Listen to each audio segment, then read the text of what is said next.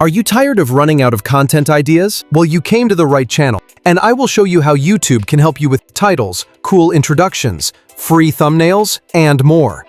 Okay, first go to your upper right photo and then select YouTube Studio. Then select Analytics and then select Trends. Okay, see where it says Get Ideas for your next video.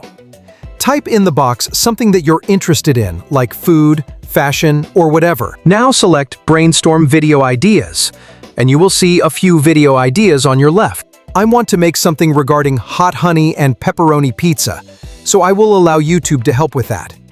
You can also pick a free thumbnail or generate a better one if it is available. Click the prompt box on the right, helps you to make it your own.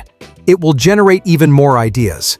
Now scroll up and you will see Inspiration and the title of the video idea.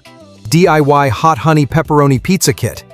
A fun and easy DIY project is presented, where viewers are guided through the process of creating a delicious hot honey pepperoni pizza kit. Sounds really good so far, and see the word hooks. Just a heads up. A hook is the first 1 to 3 seconds that grabs attention and keeps viewers watching. You can use one from the list or create your own using the prompt box.